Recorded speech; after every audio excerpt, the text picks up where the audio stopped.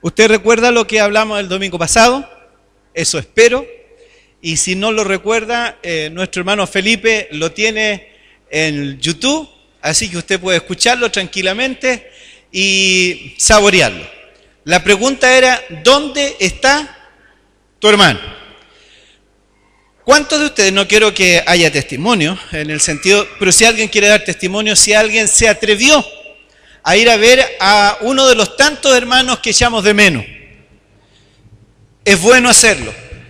Algunas veces, como dijimos, es necesario ir a pedir perdón, porque a lo mejor las relaciones humanas fallaron y yo ofendí o me sentí ofendido sin querer, queriendo.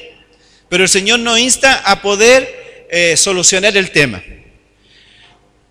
Lo bueno de todo esto es lo que dice el apóstol Pablo. En cuanto de ti dependa, ¿qué más? En cuanto de ti dependa, estad en paz. Porque algunas veces yo voy donde José, el que siempre me gusta tocarlo, ¿cierto? Y José está en otra. No está ni allí. Ah, ya, listo, ya, gracias, chao.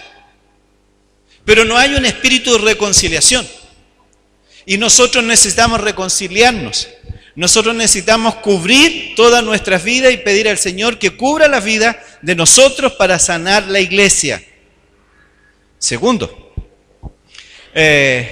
Santiago termina diciendo una frase muy interesante. No sé si está ahí posible, Felipito, 5:20. Santiago 5:20. ¿Alguien se lo sabe? No creo. Porque esto no es muy conocido, pero sí la intención, yo creo muchas veces la hemos escuchado. Santiago 5:20 dice, sepa que el que haga volver al pecador del error de su camino, su visita a otra persona puede hacerlo volver al Señor. ¿Dónde está tu hermano? Yo sé que no alcanzamos a todas las personas que recordamos. Y yo espero que el Espíritu Santo lo amoneste a usted. Si pensó en alguien, si el Espíritu Santo trajo a alguien a su mente, a su corazón, para ir a verlo. Si el Señor lo puso en su corazón es porque el Espíritu Santo quiere que usted vaya a verlo. Que ore por él. Nada más. Y el Señor hará el resto.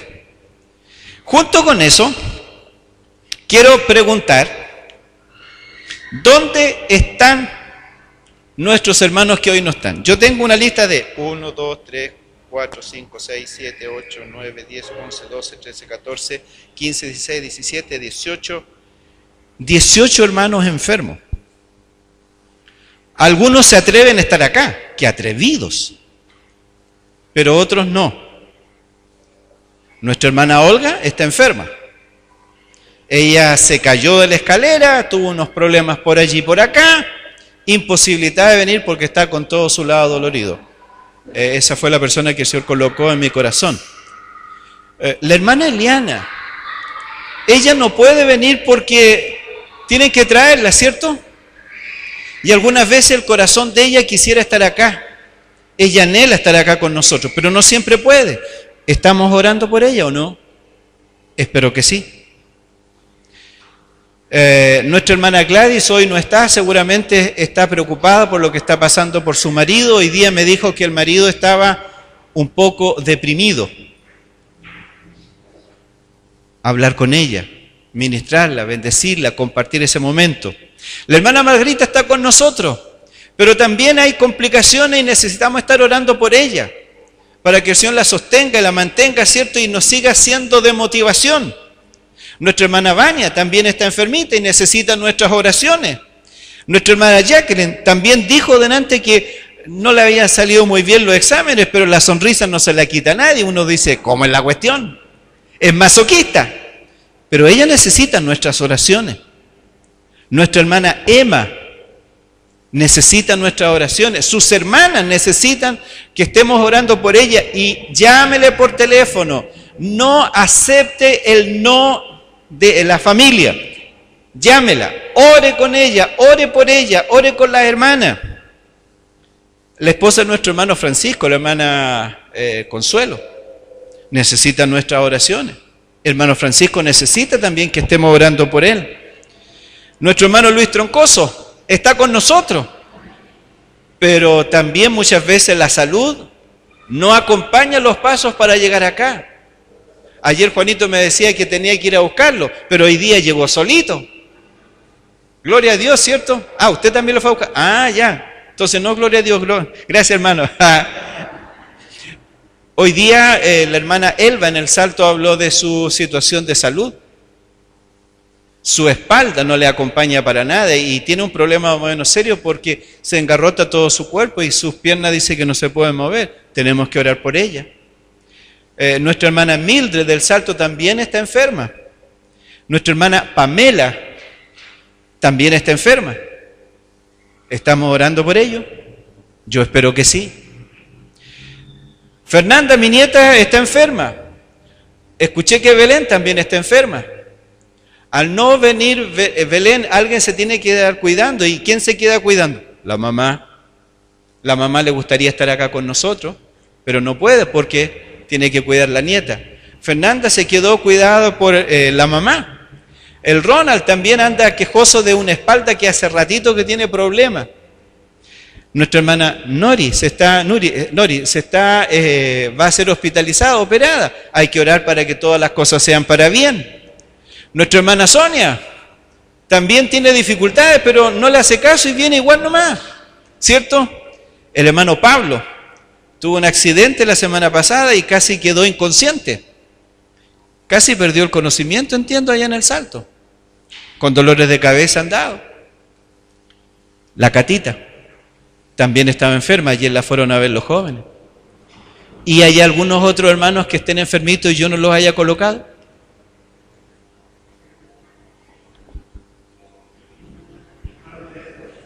El hermano Pedro, ¿verdad? Gracias. ¿Sí? La hermana Dina, Adelina, ¿ya? ¿Sí? ¿Ve? ¿Qué más? La hermana Luz. La hermana Ana, cierto, en la mañana venía bien delicadita. Apenas se demoró como una hora en llegar acá, dijo, porque se paró en todos los estacionamientos para descansar. ¿Sí? La hija del hermano, ¿cómo se llama? ¿Cuánto? Nicole. ¿Se da cuenta cuántos enfermos tenemos? ¿Sí?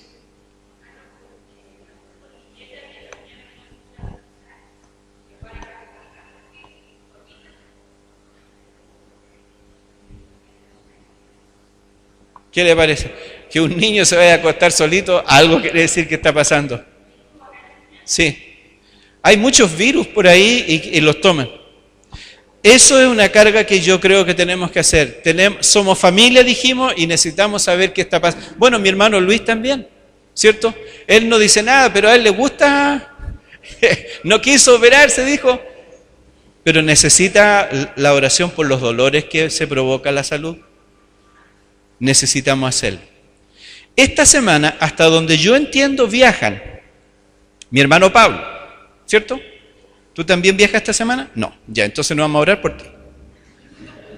El hermano Pablo, el hermano José, que dijo que iba a viajar, el hermano Vladimir dijo que viajaba esta semana. ¿Qué día viaja? Jueves y viernes. El hermano Alex, todos los días. Pero o sea, ¿duerme toda la noche acá en Antofagasta? Entonces no. No, yo pensé que te ibas y no volvías. No le das permiso para eso. Ya. Entonces yo quiero que oremos por nuestros enfermos. Son muchos. Y esos hermanos necesitan de nosotros. Quiero pedir a mi hermano Mario que sea él que ore por nuestros enfermos.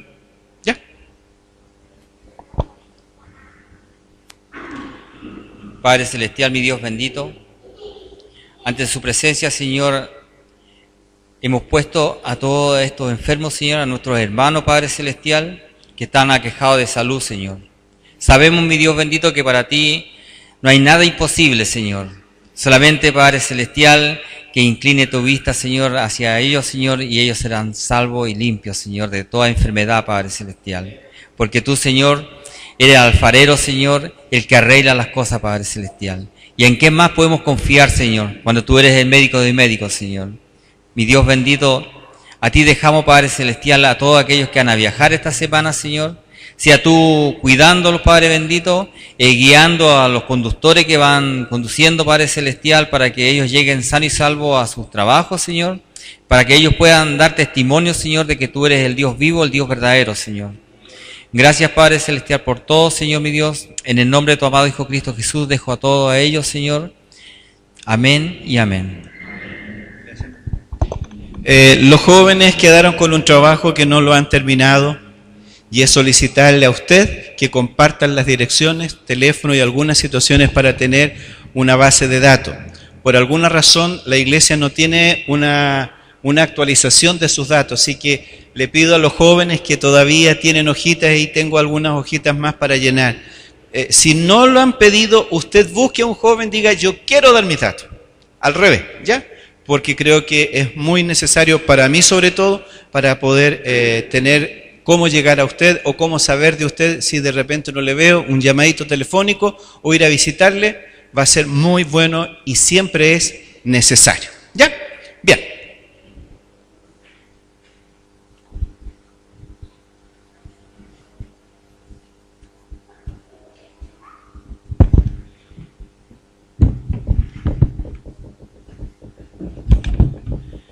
De acuerdo al programa que la iglesia tiene, hoy día debiéramos estar terminando el mes de misiones con énfasis misionero y entendemos también que la ofrenda que se está recolectando, mucha de ella o gran parte es para las misiones. Así que esperamos que hayamos ofrendado en conciencia a dónde va nuestra ofrenda.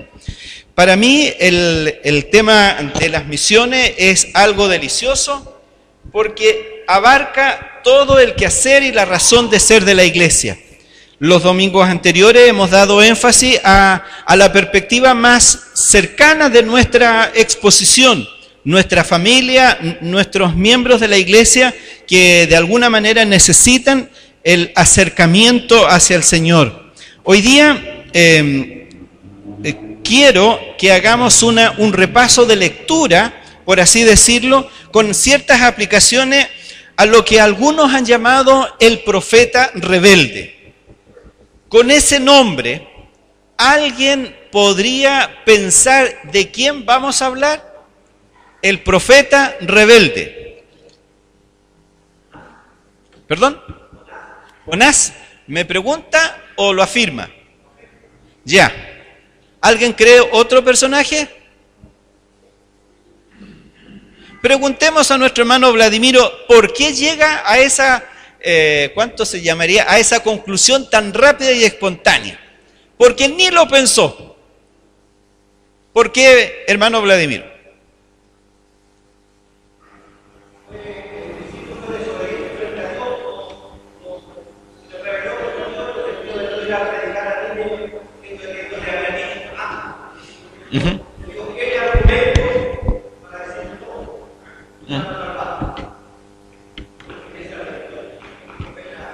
¿Están de acuerdo ustedes que ese sería el personaje que tiene todos los votos? Claro que sí. Es el personaje característico porque hace exactamente lo contrario a lo que Dios le había demandado. Dios lo manda al norte y él literalmente se va al sur.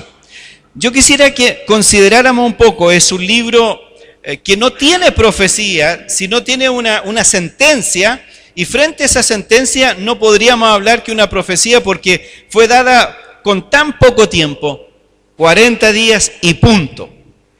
El profeta Jonás había sido ya reconocido por su mensaje y había sido un mensaje que había sido escuchado por los reyes y aplicado. Por lo tanto, Jonás sabía que su comunicación de lo que Dios le había dicho era aceptada por la gente. Por esa razón, él se siente seguro en que lo que él dice se va a cumplir. y cuando no está seguro de lo que se va a cumplir, parece que él disiente de hacerlo. Como bien decía nuestro hermano Vladi, en el capítulo 1, versículo 1 dice simplemente: vino palabra de Jehová a Jonás, diciendo. Jonás y todos nosotros, que de alguna manera buscamos compartir la palabra con otro, debiera ser siempre una palabra que viene de parte de Dios. Nuestro argumento, nuestra motivación de decir cosas, simplemente es porque Dios así lo ha dicho. Me gusta la expresión en la Biblia cuando dice: así dijo o dice Jehová el Señor. Así dice. No es una interpretación mía, no es lo que yo quiero, sino simplemente la palabra de Dios que dice: esto es lo que yo quiero hacer. Yo espero que los maestros, no importa la edad, los comunicadores de la verdad de Dios, del Evangelio de Jesucristo, siempre tengamos en nuestros labios lo que Dios quiere decir a su pueblo. Cuidado cuando colocamos cosecha nuestra. La importancia es que Dios diga: esto es palabra de Dios, y así nosotros lo vamos a decir. Y como bien decía mi hermano Vladi, como dice el versículo 2, Dios le dice: levántate y ve a Nínive, aquella gran ciudad, pregona contra ella, porque ha subido su maldad delante de mí. Los mensajeros siempre quieren llevar mensajes de buenas noticias. Siempre son buenas palabras que nosotros queremos decir. Pero cuando tenemos un mensaje negativo, cuando tenemos que exhortar a alguien, cuando tenemos que tirar las orejas, chita que nos cuesta. Porque de repente pensamos que lo que la otra persona necesita es palabra de aliento, palabra de consuelo. Pero el profeta de Dios no siempre tiene que llevar la palabra bonita, adecuada en el sentido social, una palabra que se pueda endulzar. Muchas veces la palabra del Señor tiene su tinte de negativo. La maldad de la gente de Nínive había ya llegado a límites inalcanzables y que Dios dijo: basta. Ahora el profeta tenía que llevar este mensaje, decirle a esa ciudad grande. Al final nosotros vamos a ver cuán grande es esa ciudad, porque el mismo Dios hizo una estadística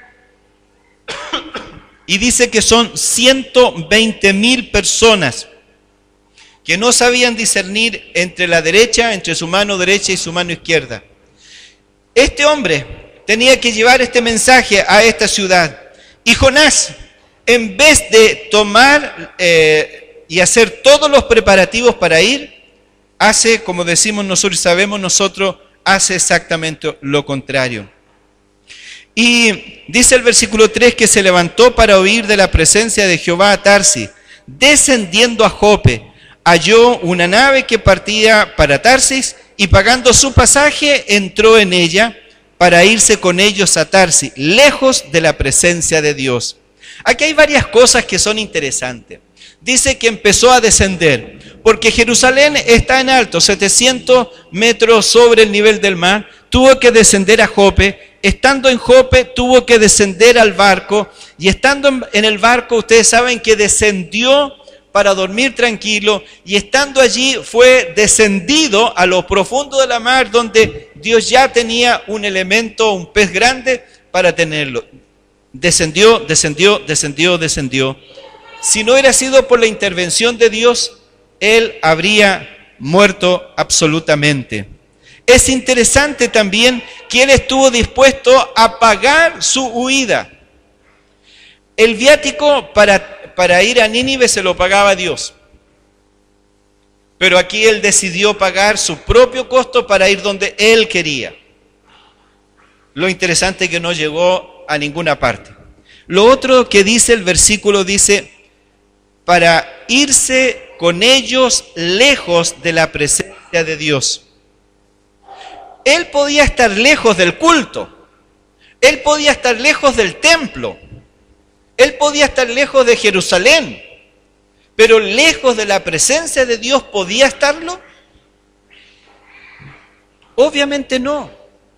Él tenía un concepto que podríamos hablar de que pensaba que Dios era territorial y que Jehová Dios solamente estaba allí, en Jerusalén, y que saliendo de ese entorno perdía toda influencia con él. ¿Qué forma de pensar? Hay muchas personas que piensan que Dios solo está en el templo y que lo que hagamos fuera del templo ya Dios tiene pérdida de toda importancia con nosotros y no nos va a cuestionar, hagamos lo que hagamos, porque solo es importante cuando estamos en el templo.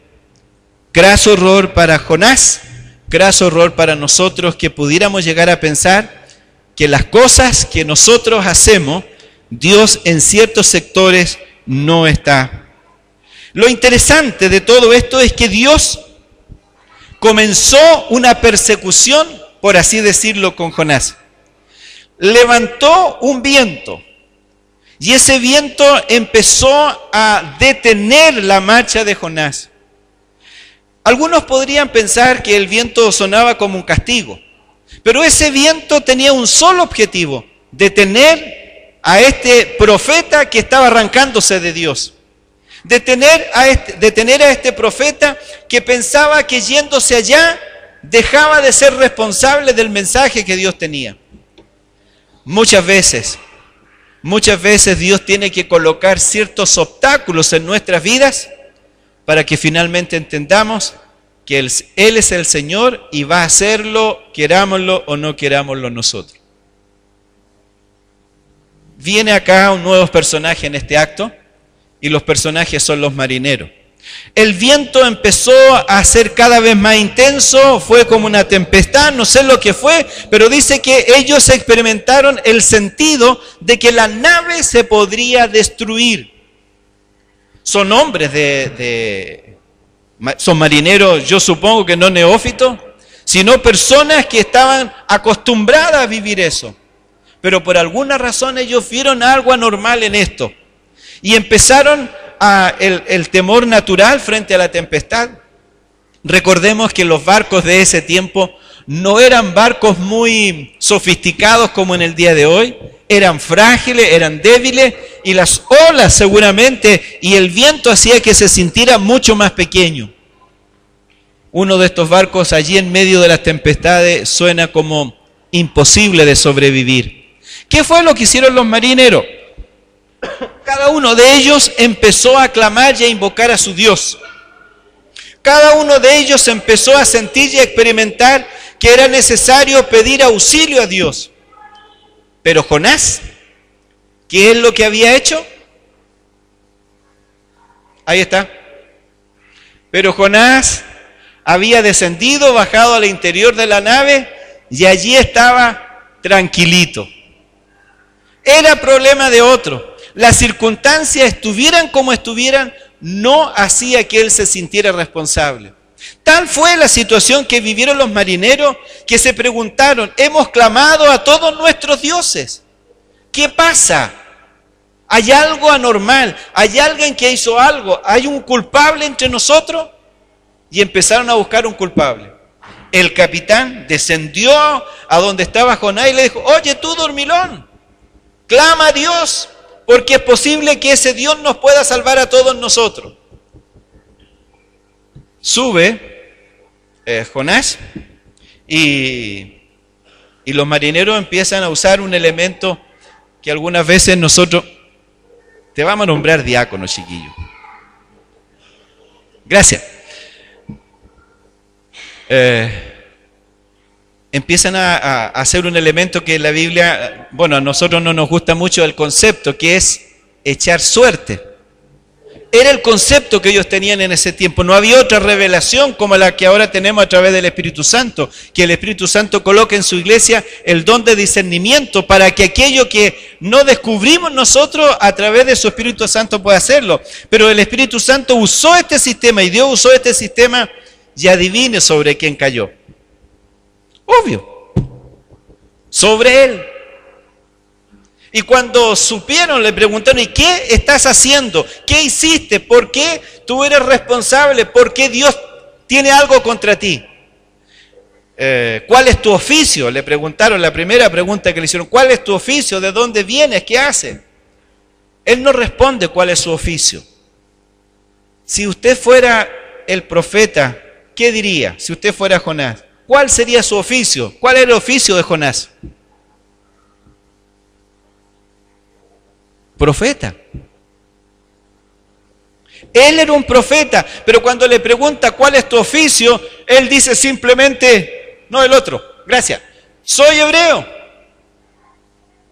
Pero responde algo que no le habían preguntado. Dice, soy hebreo, ¿y usted cree lo que dijo?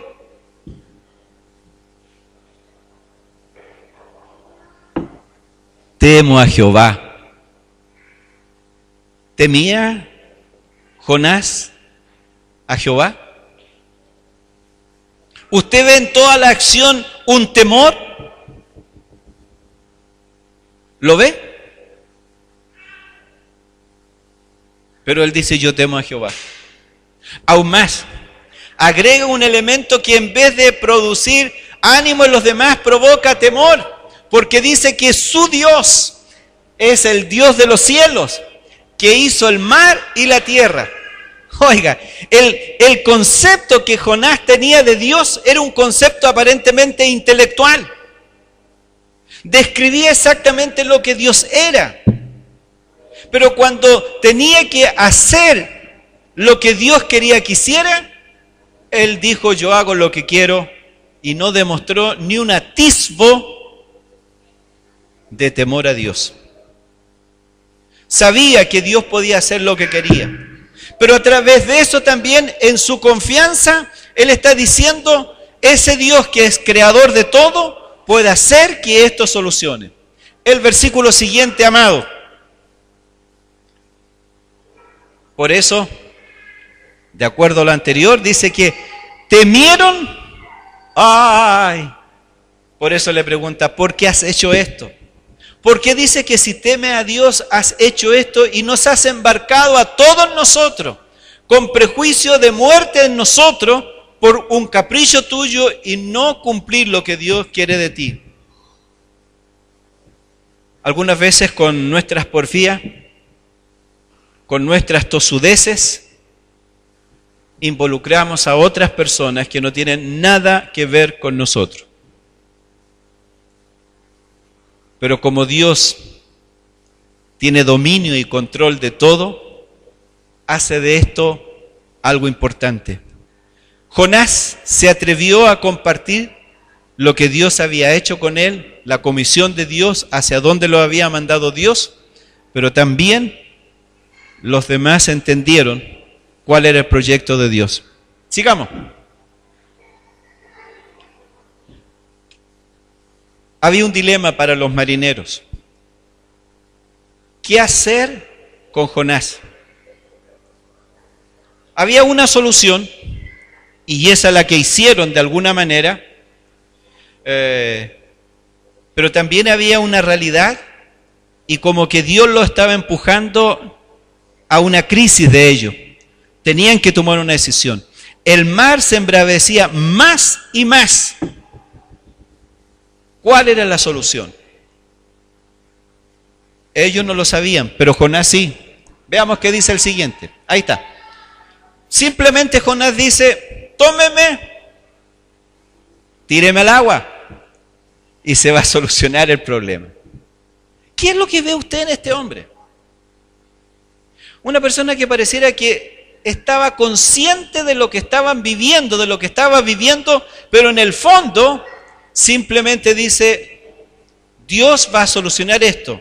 Yo soy el responsable, lánceme al mar y se acabará la tempestad. Por contrato, por así decirlo, el capitán no podía tirarlo a la mar. No podía. No podía perder un pasajero. Había un compromiso, un contrato de llevarlo de un punto a otro. Por un lado estaba la presión de Dios, pero por otro lado también estaba el entendimiento que no podían matarlo. Por eso ellos simplemente dice que trabajaron para hacer esfuerzo humano, no querían matar a Jonás, pero tampoco pudieron, porque el mar se iba embraveciendo más y más. El siguiente, mira lo que pasa aquí. Entonces clamaron a Jehová y dijeron, te rogamos ahora, oh Jehová, que no perezcamos nosotros por la vida de este hombre, Jonás, ni pongas sobre nosotros la sangre inocente. Dios los dejó en encrucijada a ellos, pero fueron obedientes porque entendieron que Dios estaba detrás de eso. Jonás cayó al agua y las aguas se aquietaron. Para mí, al entender esto, pareciera que todas las cosas sucumbían. No había nada más que hacer. Jonás había fracasado, había llegado a un punto de crisis y la muerte era inminente. Pero Dios no lo quiso así. ¿Y qué dice lo siguiente? Aquí está lo que me gustó en un comentario que decía sobre Jonás, que dice que este es un profeta que aprendió a palos. O por las buenas o por las malas. A palos aprendió. Porque mire, él tenía que ir a un país, a una nación pagana y predicar de Dios. Se fue en un barco con paganos, hombres que no eran creyentes de Dios. Él dio testimonio de quién era Dios, de lo que Dios había hecho en él y hacia dónde Dios lo estaba mandando. Y cuando ellos entendieron que Dios era soberano y cumplieron la palabra de Dios, ellos dicen que temieron a aquellos hombres, a Jehová con gran temor, y ofrecieron sacrificio a Jehová. En este texto todavía no dice mucho. En otro texto, era anterior, perdón, era anterior. Hicieron sacrificio e hicieron votos. Se había cumplido el propósito. Podría decir Jonás, puedo morir tranquilo, porque estos hombres fueron confrontados con Dios, aceptaron el mensaje de Dios y sus vidas van a tener un vuelco, porque entendieron quién era Dios. Podía morir tranquilo, pero Dios no lo iba a dejar tranquilo, y cuando lo echaron al agua, él ya tenía un segundo episodio que se llama la nueva figura, y aquí está el problema de algunos que dicen que esta es una alegoría, que no puede ser considerado porque la ballena, que se supone que es el gran pez, no podría haberlo tragado. Y muchos se detienen en el tema de la ballenita de aquí y allá. Pero Dios es soberano, Él pudo haber hecho este animal especial para poder llevar a Jonás. ¿Cuánto tiempo estuvo Jonás en el vientre? ¿Cuánto tiempo? 3 días y 3 noches. Jesucristo fue muchas veces condicionado y dicho que Jesucristo también iba a entregar la señal de Jonás, que iba a estar bajo la tierra. En este estar, en el vientre de este pez, se transformó para él eternamente en una sepultura. Ahí estaba, aparentemente muerto. Pero para Jonás fue un tiempo especial, fue un tiempo de reflexión. Pudo entender, pudo meditar, pudo evaluar su propia vida frente al mensaje de Dios, pudo hacerlo. Y por primera vez este lugar que se transformó como en un refugio, que lo protegía de las inclemencias externas, por primera vez de todo el episodio que hemos vivido con él, pudo orar a Dios. En ninguna parte en el capítulo 1 vimos que él tenía un atisbo de orar a Dios, de interceder a Dios. En los momentos de peligro se puso a dormir. Y en los momentos de crisis simplemente dijo, la solución es corta, tírenme ahí, listo. En ningún momento hubo un arrepentimiento por no cumplir la voz de Dios. Estos 3 días él pudo meditar, reconocer y hacer que ese mensaje que él tenía que internalizar pudiera hacerlo. Gracias a Dios por las ballenas que algunas veces, o los peces grandes que algunas veces nos tragan. Gracias porque algunas veces necesitamos un tiempo de quietud. Gracias porque algunas veces Dios nos coloca en un lugar para que estemos tranquilos. Nuestra naturaleza es hacer cosas, pero algunas veces Dios nos coloca en refugios. Y este refugio que estuvo Jonás fue de bendición para él. Algunas veces las adversidades que nos tocan en la vida son para que nosotros nos aquietemos, para que reflexionemos, para que meditemos, para que evaluemos antes de seguir la rutina de hacerlo. Él había hecho una rutina contraria a la que Dios le había pedido, pero después de esta oración, que es una mezcla entre acción de gracia, también petición, él ora a Dios en el versículo 9, mas yo con voz de alabanza te ofreceré sacrificios, pagaré lo que prometí, la salvación es de Jehová. Fue necesario llevarlo a un punto de crisis, y aún en un momento de crisis él estaba convencido de que Dios todavía no lo tenía destinado para desaparecer, sino que Dios lo había elegido con una misión y que él iba a hacerlo, porque este pagar sacrificios, pagar lo que había prometido, no lo iba a hacer ahí. Iba a hacerlo nuevamente en Jerusalén. Allí donde Dios lo había llamado, allí él tenía que pagar los votos y lo que había prometido. Una vez que él proclama esto, una vez que él decide esto, Dios hizo el milagro en el versículo 10, y ese pez grande que Jehová había enviado, no me gusta mucho la palabra allí, ¿cierto? Pero es lo que sucede cuando hay algo que molesta, y él llegó a tierra. Un episodio corto, pero necesario para revalidar el llamado que Dios nos ha hecho. Puede que no estemos cumpliendo lo que Dios nos ha pedido. Puede que estemos usando y haciendo cosas que creamos que son las que Dios quiere que hagamos. Pero el mensaje que Jonás recibió es: vuelve a hacer aquello primario que yo te llamé. Y el capítulo 3 es mucho más fácil. Ya pasó la tosudez de él, había sido ablandado por Dios. Y cuando Dios nuevamente le dice: quiero que vayas donde te mandé, dice el versículo 3 dice: y se levantó Jonás y fue a Nínive conforme a la palabra que Dios le había dado. Retomó.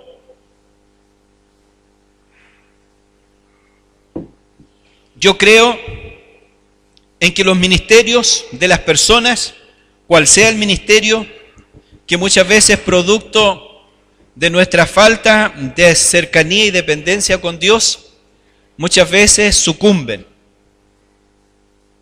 Pero Dios da nuevas oportunidades. Dios permite que los hombres y mujeres vuelvan a levantarse y puedan continuar haciendo el proyecto de vida que Dios tenía en esas personas. Jonás había fracasado. Lo bueno y bendito sea el Señor, que no lo dejó solo. Lo persiguió, estuvo con él todo el tiempo, y aun cuando aparentemente Jonás rechazaba y se alejaba de Dios, lo bueno es que Dios nunca se alejó de él. Ahora de nuevo, Dios le llama. Ahora de nuevo Dios lo vuelve a comisionar y él va. Yo no sé cómo iría él. Como hemos hablado de un profeta rebelde, yo no sé si iba... Yo no sé cómo iba, si iba contento. Gracias Dios porque me restauraste al ministerio profético. Gracias porque voy a ser usado por ti. No creo. Jonás aún no había aprendido una lección muy importante. Y llega a la ciudad y empezó a proclamar una sentencia que yo creo que él la disfrutaba plenamente. De aquí a 40 días este lugar será destruido. No lo decía de esa manera, pero yo creo que en el corazón y el contentamiento que había en él, porque sentía gozo de saber de que Dios iba a traer justicia sobre esta nación y la iba a destruir. Sorpresa para él, que su mensaje encontró oídos. a tal punto que desde el rey hasta los animales cambiaron de actitud. Y me gusta una frase que el rey dice: cambiemos nuestro mal camino, devolvámonos dejemos de hacer las cosas que estábamos haciendo mal, teníamos una actitud mal, y clamemos a viva voz por si acaso Dios cambia. Es maravilloso entender que este hombre fue tocado por el Señor. Jonás creía que esa gente no quería nada de Dios, pero ellos necesitaban a alguien que lo acercara a Dios. Y muchas veces así con la gente inconversa, con los paganos, con los no cristianos, nuestros amigos no cristianos. Creemos que ellos no quieren nada de Dios. Necesita a alguien que se atreva, se levante y diga el mensaje que Dios tiene para ellos en este tiempo. Se vistieron de cilicio, rasgaron sus vestiduras. El rey, en una actitud de humildad, deja todo su esplendor, se hace uno más de los ciudadanos y declara ayuno a todo nivel. Y Dios vio lo que ellos hicieron y dice la Biblia que se arrepintió de la sentencia. Uno de nuestros problemas teológicos que tenemos tiene que ver con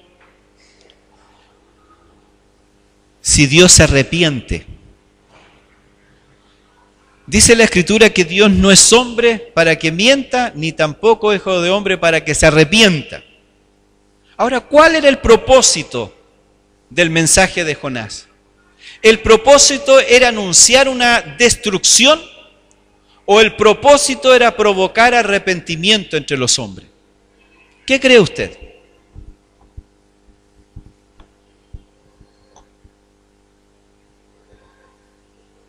¿Quería la destrucción de Nínive? ¿O quería que los hombres se arrepintieran? Ezequiel dice que Dios no quiere que ninguna persona perezca. Dios no quiere que el hombre sea destruido.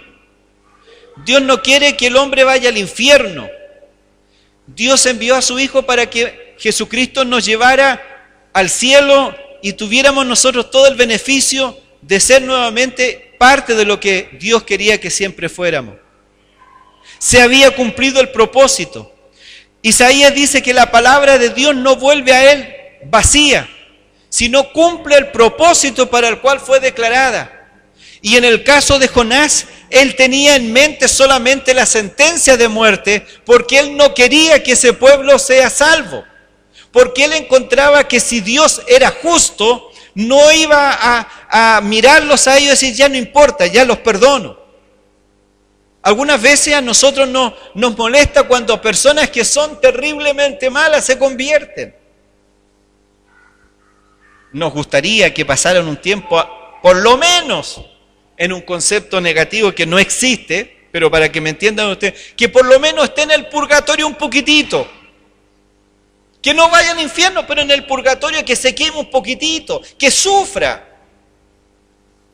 Pero el amor de Dios va más allá de nuestros conceptos. Hay personas que no conocen más que un Dios justo, severo y condenatorio. Hay personas que viven en el concepto de un Dios que es fuego consumidor. Hay personas que no creen que las personas tienen el derecho y la oportunidad de conocer a Dios y de volver a ser distintas. Tenemos una buena noticia para este mundo. Nuestro Dios es justo, pero también amoroso. Dios no quiere que el hombre se pierda, pero tampoco va a tolerar el pecado. El amor de Dios cubrirá multitudes de pecados como de alguna manera nos dice Santiago. Jonás estaba en ese dilema.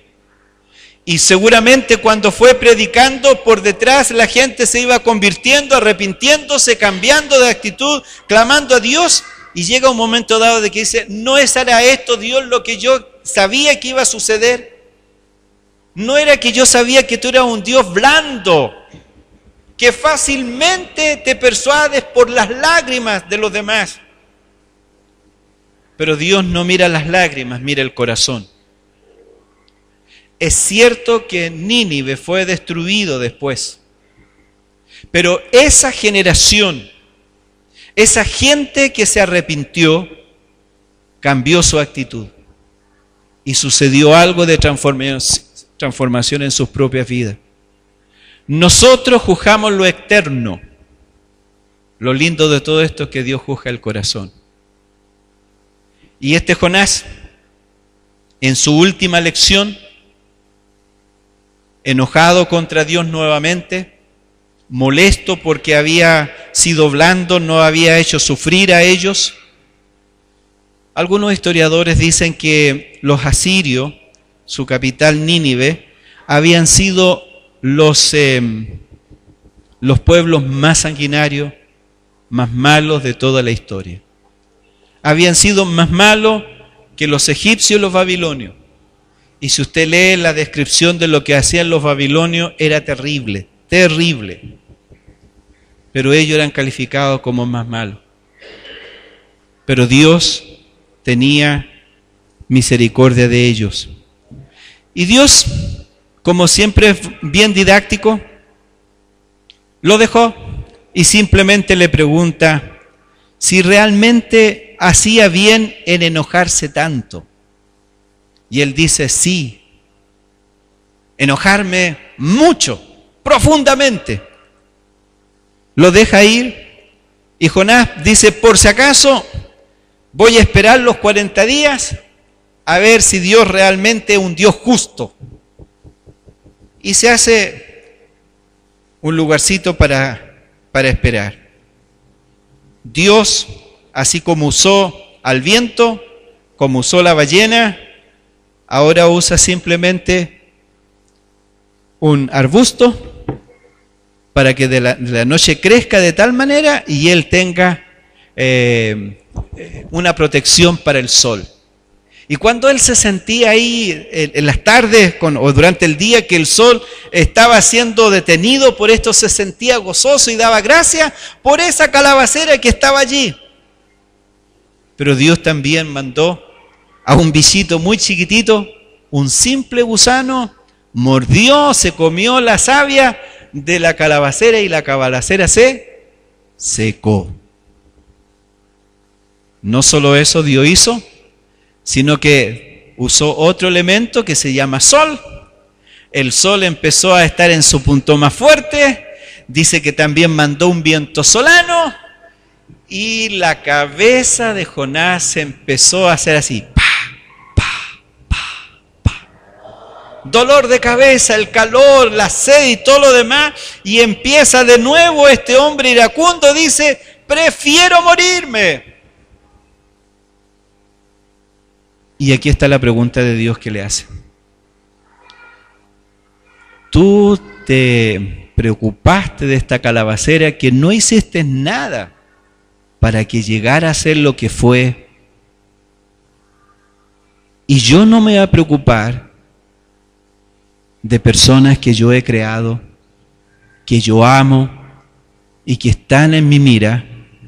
Esos 120.000 personas que no tienen conciencia entre el bien y el mal, que no hay nadie que les diga lo que es correcto o incorrecto, no lo voy a amar ni lo voy a hacer. El libro de Jonás termina con esa pregunta. Y la verdad es que deja una puerta abierta para muchas cosas. Jonás tenía que convertirse a sí mismo en que Dios es amor y tiene amor para con todos. Aunque a mis ojos sean los más malos, Dios tiene amor por ellos. Jesucristo vino a morir por todos los pervertidos de este mundo, por todos los malos vino a morir. Y si hubiera una persona que se atreviera a ir donde ellos y a predicarle el mensaje de Jesucristo y ellos se convierte, nosotros tendríamos que dar gracias a Dios por la obra que Dios hizo en ellos. ¿Cómo Dios no va a tener misericordia de tanta gente que está a nuestro alrededor y que no le conoce? Él los ama. Y nosotros, sus hijos, somos los únicos medios que Dios tiene en este tiempo para que anunciemos el mensaje de Jesucristo. Mensaje que, como en el tiempo de Jonás, fue un mensaje de agudo y con el gozo de saber de que iban a ser destruidos. Pero también tenemos un mensaje de amor nosotros para ellos, que Jesucristo los ama a pesar de lo que ellos son. Y Jesucristo está dispuesto a perdonarlos si le buscan y hacen su voluntad. La iglesia es el profeta de Dios en este tiempo. Nosotros y cada uno de nosotros que estamos acá somos esos mensajeros que Dios quiere usar.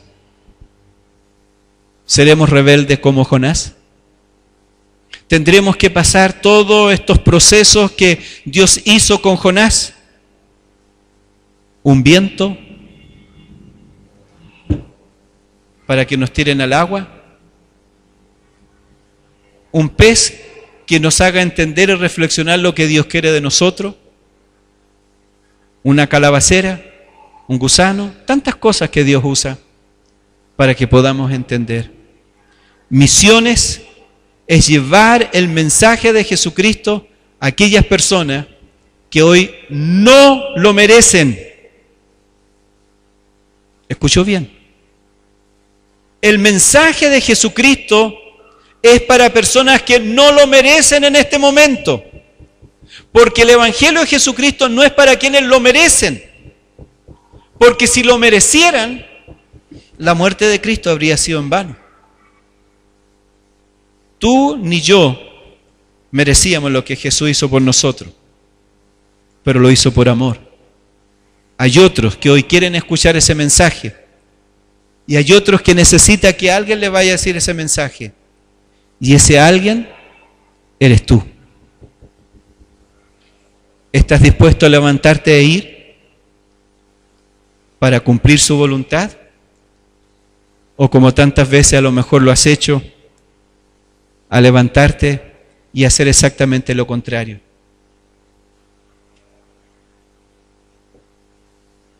Espíritu Santo,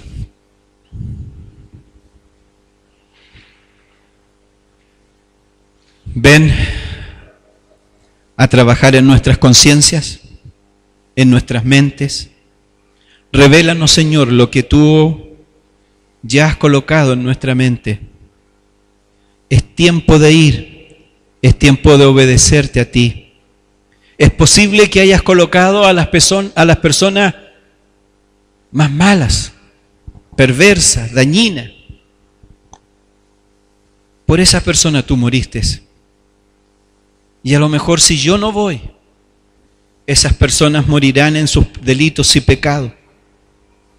Pero si yo voy, es posible que, Espíritu Santo, tú estés tocándolas ya, porque ellos están necesitando de ti.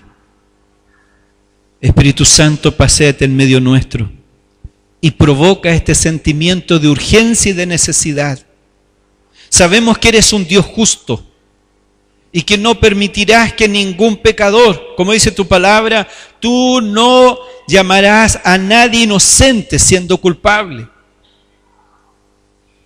Pero eres tú el que tienes un llamado para ellos y hoy queremos hacerlo.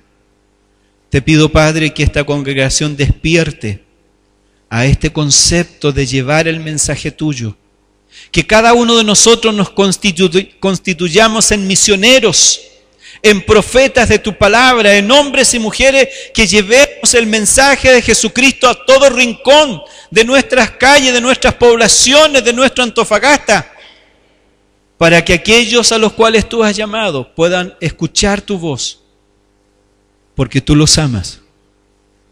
Y porque tú los amas, nosotros iremos y cumpliremos tu palabra. Gracias, Señor. En el nombre de Jesús. Amén.